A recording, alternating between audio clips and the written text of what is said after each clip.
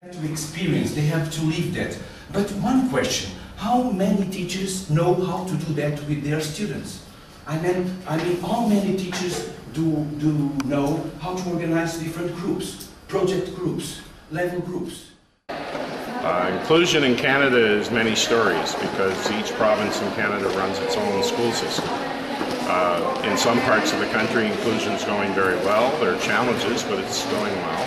In other parts of the country, there's still great reliance on traditional segregated special education programs. And the reason we have Inclusive Education Canada is to try to move things forward. This conference in Salamanca, I think, is important for us in Canada and for people around the world because the target of inclusion was set here 15 years ago. And like I described for Canada, progress has been made, but it's not uniform, it's not reliable from country to country or city to city, and a lot more work needs to be done. We're further ahead than we were 15 years ago, but we still have a long way to go. Inclusive education is very important. We work very hard to have inclusive education within the Convention on the Rights of Persons with Disabilities.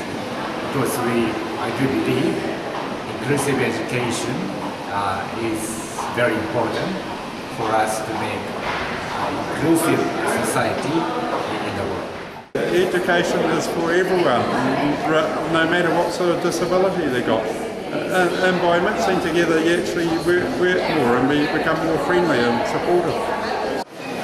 In Austria, we are about on the halfway. That means 50% about of all pupils with special education needs are included, but the rest is still in special schools. So it's still a good deal of work in front of us.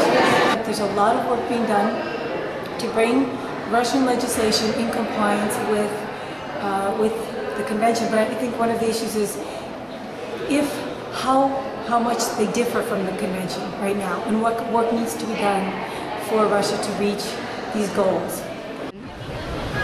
Well, it's doing fine. In some countries it's okay, in other countries it's lagging. This is a process which will take some time. So we see good beginnings in some places, and we are trying to scale up the successes that we see. We're trying to just take them to other African countries as well.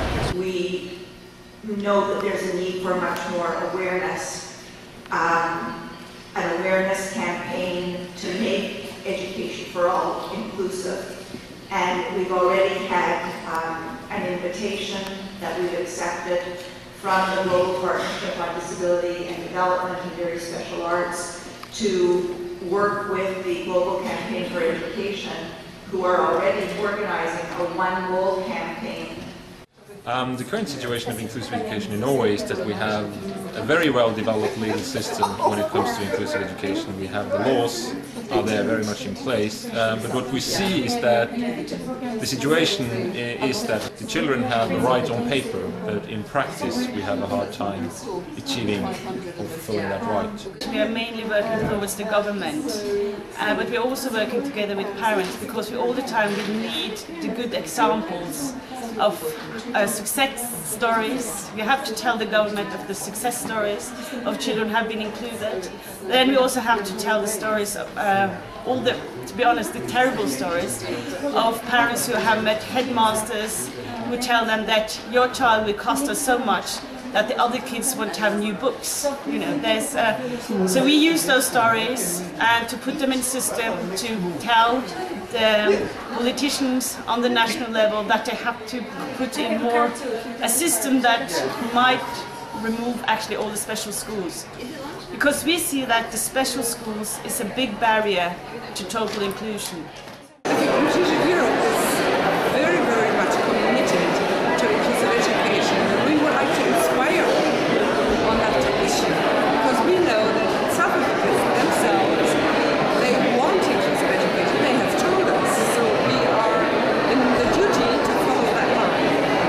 Just being in Salamanca, where the conference takes place, I think this is so exciting, just to talk to people, to listen to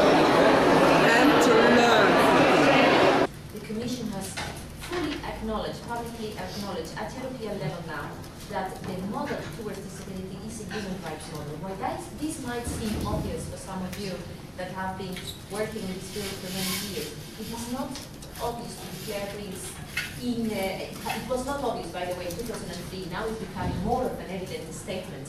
I'm really very happy that I'm here.